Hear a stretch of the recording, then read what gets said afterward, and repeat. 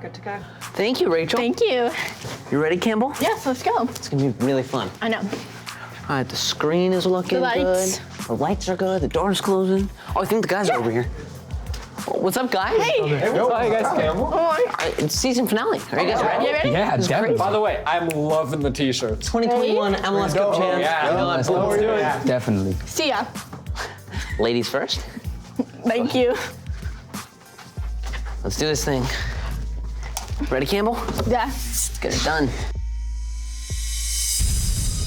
What is up, everyone? Welcome to the season 1 finale of the 110 Football Show. As you can see, my sister Campbell is in Jerry's seat today. Vanderbilt isn't the only team in black and gold with a female that knows her football, eh? Girl power. Yes, girl power. And Jerry is here, kicking it with Eli and Vince over by the couches. Say hello, guys. What's up, y'all? What's good? To be clear, Jerry's not up here today due to stricter safety protocols for COVID-19, and we'll have a plastic divider up here next season until the pandemic is over. Want to kick things off? Bro, you're the one who's going on and on and on. Okay. Do you want to do the honors? Sure, bro. This is the 110 Football Show, Season 1 finale. and it starts Right now. It's kicking off in the world of football. From Boyle Heights to Koreatown, all through the 110 corridor. An LAFC fan show by two of their biggest fans. This is where true fans come to get their LAFC fix. So rally your crew and settle in. It's time for 110 football. LAFC's MLS season is over, Sadly. as the black and gold were knocked out of the playoffs once again by the Seattle Sounders. But that's no way to end a season that did have so many great moments. So to remind you how awesome LAFC is and how good they can be in 2021 and earn these awesome 2021 MLS Cup winner t-shirts, we put together a little montage for you. Check it out.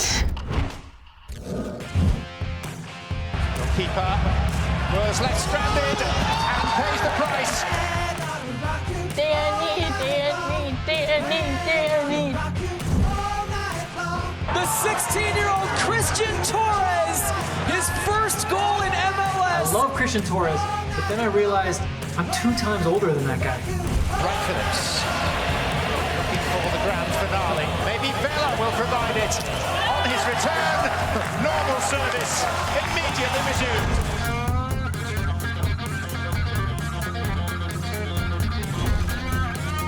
Mark of the penalty area, and 1-0!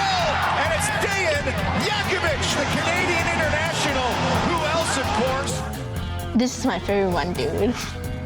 But a great goal by Bradley Wright Phillips. Another goal in his storied career. Diego Rossi! Yes! Oh my God. Dude, who else could pull this off but Rossi? Oh man, it seems like whenever the black and gold face off against San Jose, there are some bangers. Ariaga has played it. Diego Rossi, a chance to seal it. He has.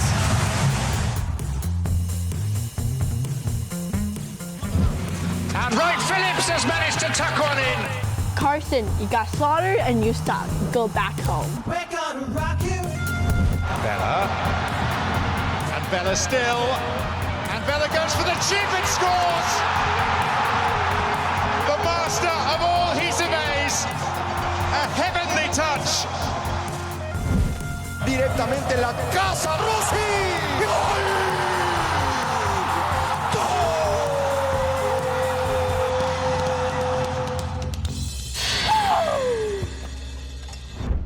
What's up, guys? I know that LAFC's regular season ended on a down note, but as you can see from those top 10 plays, there was a lot of good things that LAFC did this year, and I want to show you my personal favorite. I'm going to call this Vince's LAFC 2020 Goal of the Year.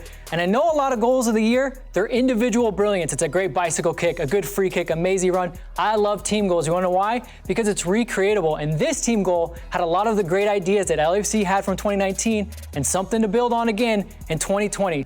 All right, before we get started, let me lay a bit of the groundwork for you. This is LAFC versus Portland at home. This is a big match for LAFC. Why? They had lost 2 matches in a row. They've never lost 3 matches in a row in their entire history.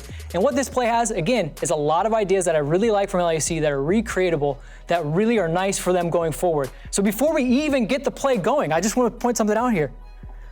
This is a build-up. In this build-up, LAFC is shifting the ball side to side, and you ask yourself, why does LAFC always just shift the ball side to side? Well, here's the reason why. Because when you do shift it left to right, you get this guy looking this way, this guy looking this way, this guy looking this way. And it gives you a chance to positionally find the spots where you can be most dangerous. And in this moment, you've got Mark-Anthony Kaye seeing that those guys are doing that, and instead of running everywhere, he does the best thing possible. He stays put. He's scanning his shoulders, and he knows I'm in space, and those guys don't know where I am. So we can go ahead and run it now. And there's the pass, and Mark now is in space, and let's stop it again.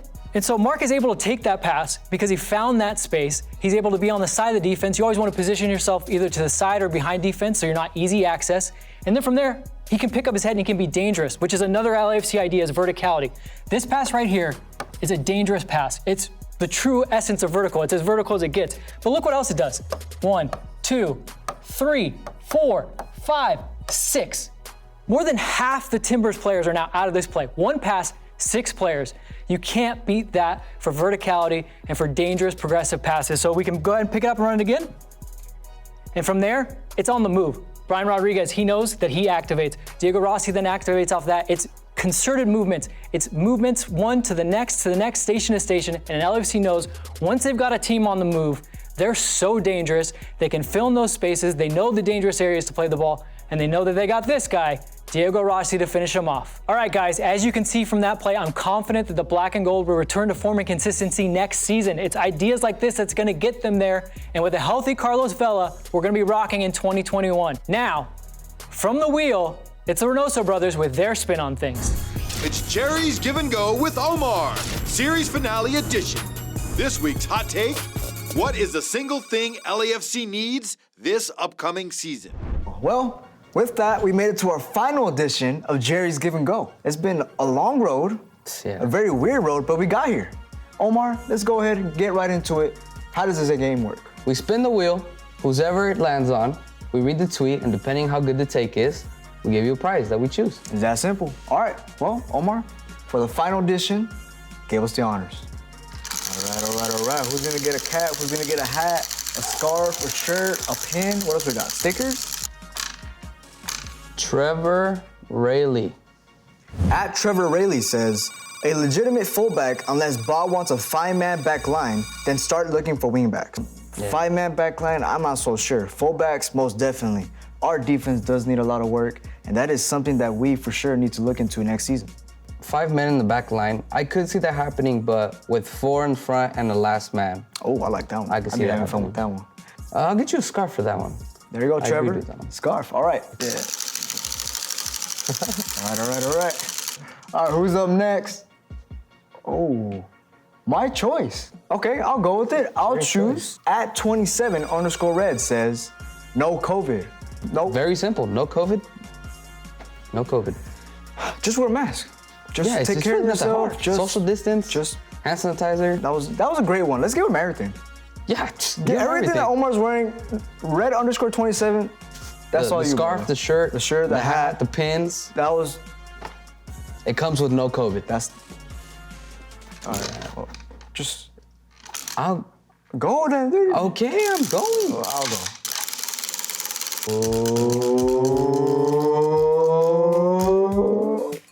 Oh. El Borregol. This is probably the hardest one out of them all. We need a captain. Vela is a great leader, but he isn't a captain. We need a commander in our mid. Bring Guardado. Okay, first off, how exciting would it be to see Andres Guardado, the Mexican international midfielder, in a black and gold kit? But only if Vela's there as well. I don't know if bashing on Vela like that is necessary, you know what I mean? No, he got hurt. He also had a kid, so just a lot of matters to play with here. Yeah. So, well, thank you for at least answering what I go. I'm gonna give you a pin and a hat. You know, I'm not gonna be mean to you and just give you a pin. Well, everybody who has participated in this game and probably in the previous who have not claimed their prizes, you could claim them at our Instagram at 110footballtv and Twitter, and just DM us and we'll get it to you guys as soon as possible. And now it's my pleasure to introduce the 110 Football Show's new Spanish language correspondent, Mario Vasquez. Y ahora es un placer para mí presentarles al nuevo corresponsal en español del programa 110 Football, Mario Vasquez. A huevo. Muchas gracias, Jerry, por tu bienvenida. Te lo agradezco mucho y no espero en tenerte las ganas aquí en el estudio.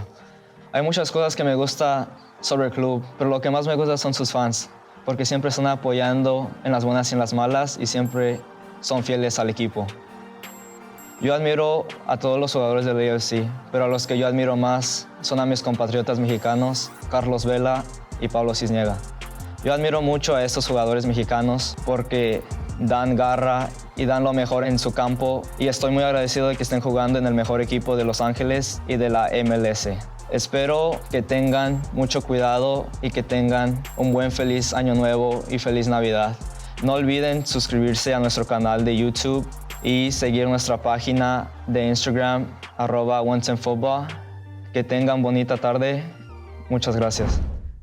What's up, everyone? I am here with the one, the only Benny Feilhaber. He's bringing us today on Zoom expert analysis, pro player insight, and much, much more. What's up, Benny? How's it going, Connor? Thanks for having me on again. Yeah, it's great. I'm so excited to be able to talk to you this time instead of you just doing the keys of the match this time. I agree. This is great. Dialogue, yeah. First of all, some may say that it was a disappointing season for LAFC, but I will say personally, I feel there were some bright moments, but especially Christian Torres, an academy player for a team that's only 3 years old, scored his first goal for the club. When you scored your first goal, how good did that feel, and how much confidence will it give someone like Christian Torres breaking into this LAFC team? Yeah, I mean, it's fantastic for Christian. I think that getting that goal early into his, debut start, I think it just gives him so much confidence going forward. And then on his debut start in the playoffs, you could see that he felt good about where he was. Yeah. When I scored the first goal that I did for the national team,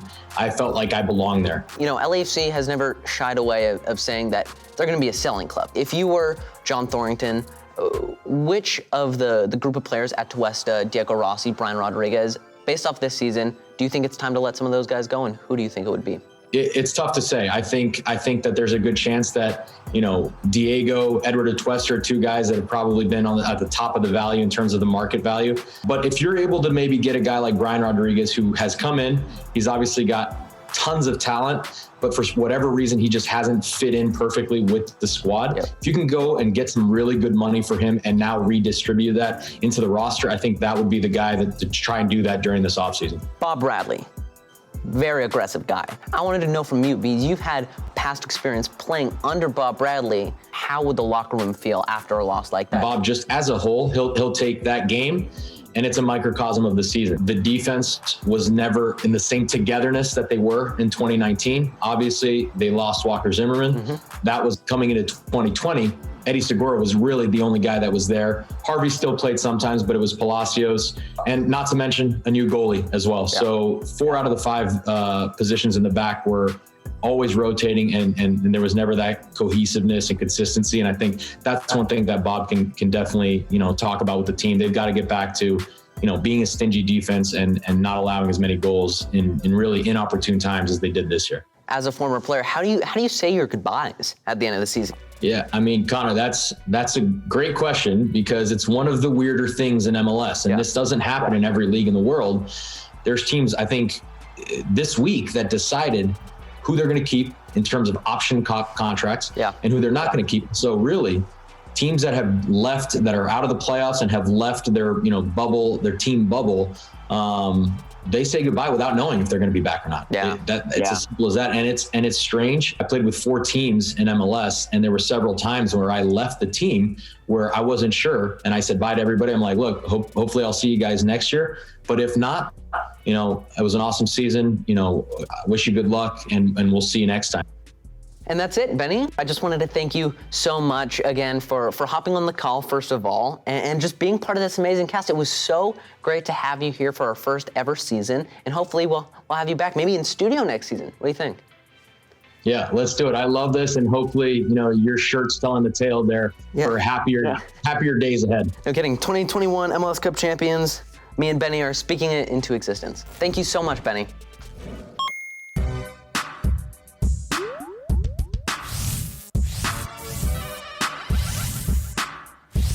Round 3. Ready, go! Come on, you ain't got nothing on me. Yo, Theo, you guys are both wanted on set. Your segment. What? She ain't got this, man. Come on, let's finish this with 110 championship, bro. Chill. Next point win. Let's go. You ain't got this. You ain't no mama. What's good? Yeah, well, mama, you ain't got this. What's good? What's good? Come on.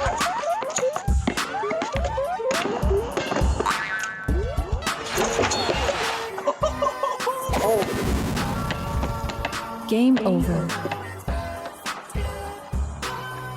Man, bro, she's a beast. Camel Mama schooled you, fool. Damn, bro, she on the juice or something? How'd she do that? You win. All right, first of all, I want to say for whoever just saw Campbell dunk on me, that's fake news. Girl power. Girl power, I say like more girl steroids. Okay, so we got some player ratings that you want to talk about. Who you want to bring up first? First is Diego Rossi. He won the Golden Boot this year. He also stepped up when Vela is injured. Sadly, he didn't play in the playoffs because due of COVID. This guy, Diego Rossi, I mean, arguably he was the best player on LAFC this year. What's your grade for him? 8 out of 10. What? 8 out of 10? That's kind of harsh. I'm glad you weren't my teacher in school. He keep on missing goals. He keep getting offsides, and he keep hitting the post. Who you got next? Who are you rating next? Next is one of my favorite players, Danny Musovski. Aside of one of my favorite players, and consistently score goals and stuff. So I'm rating him a 9.5. 9.5? Wait, okay. Well, you gave Rossi an 8, and you're giving this fool a 9.5? You have great teeth. Great teeth. All right, well, he gets an extra like 6 points for dental work. That's cool. Next, who you got next on the board here? I feel like everybody knows Bryce Duke. Oh, of course. Teen Idol, Bryce Duke. All right, well, look, Bryce Duke didn't have many appearances. He didn't score any goals. I think he had potential to grow in LAFC and probably became one of the best players in the future. 9.6. Oh, 9.6. I would personally give him like a 6, but I guess you gave him the 3.6 points for handsomeness, so 9.6 for Bryce Duke, 9.5 for Musovski, 8 for Rossi. I don't know if I agree. People at home, what's your ratings for these fools? We'd love to hear from you on our socials, Insta, all that good stuff. Now it's time for the great one, Uncle Jay, and my player ratings. Let's go! My first time at the board, I'm a little nervous. Hopefully I kill it.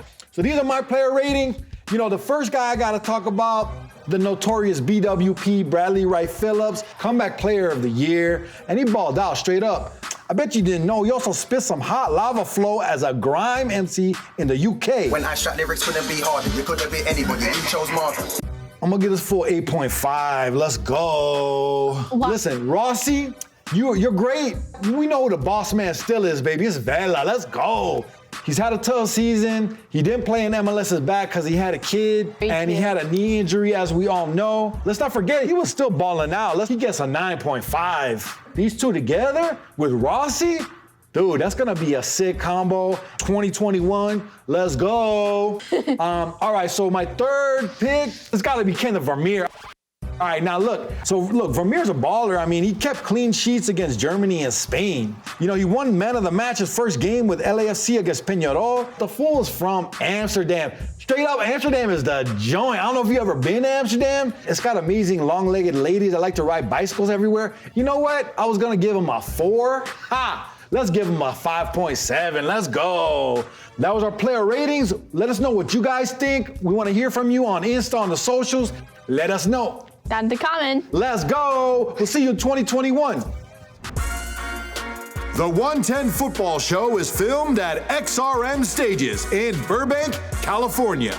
The cast and crew of the 110 Football Show thanks you for tuning in for our first season and wishes you and your families a safe and happy holiday. See you next year. Hi everyone. All season long, you've known me as Eli, and today that's the same. Now, before I get into my thoughts and picks for the upcoming Champions League matches, I'd like to offer my personal thanks to my 110 family for bringing me on this amazing journey, even when it was from my dorm in Syracuse. Now let's talk some CONCACAF. There's a lot to unpack here because most of the teams already played their first leg of their two-legged series, but Cruz Azul and LAFC are yet to, so they're just gonna play it one match, winner takes all, and the rest of the CONCACAF Champions League will be the same. It's all in Orlando, so that will also factor in here. Atlanta Club America. Atlanta is already down 3-0. They don't have Joseph Martinez. It's a pretty obvious pick here. Club America will absolutely advance. Then you got Cruz Azul versus LAFC. This one won't be as easy. Cruz Azul, you know, they got Jonathan Rodriguez killing the game in Mexico. But LAFC, last CONCACAF Champions League round, they came back down 2-0 to defeat Club Leon 3-2. And you know what?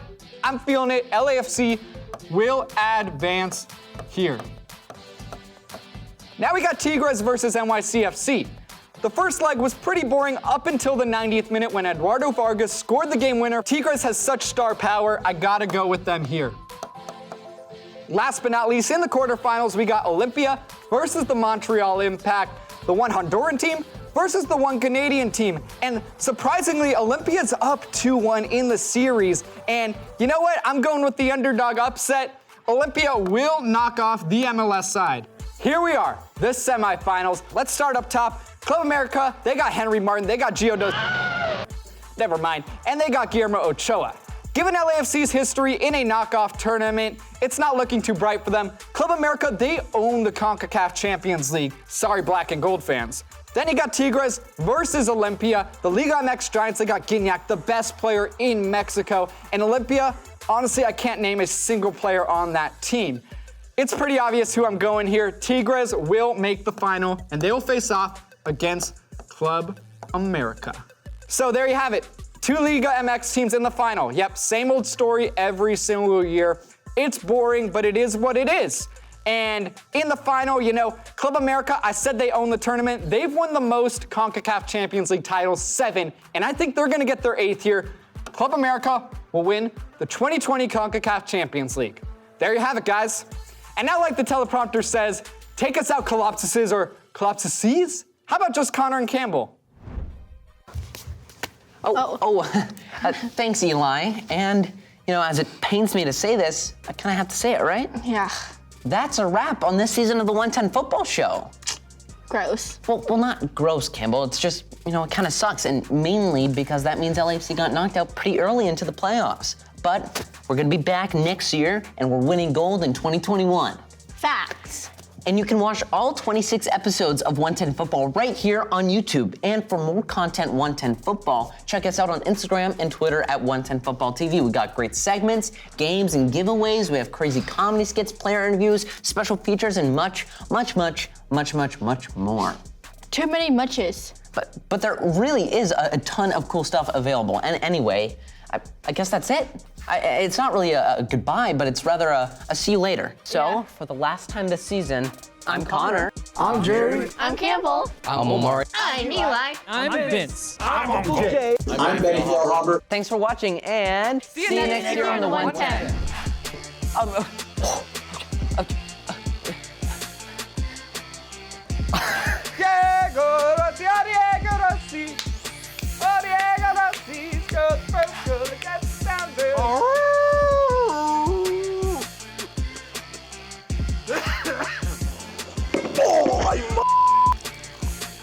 Yummy. And now, here's Eli from his Storm. Make sure to let Golden Falcon. Golden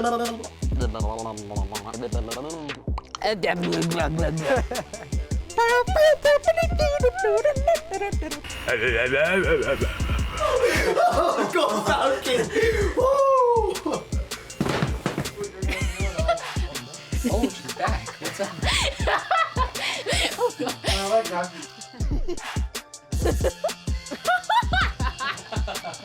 Oh, what a day, Jerry. Oh, where are you going? Oh my God. What? Well, I guess that's our show.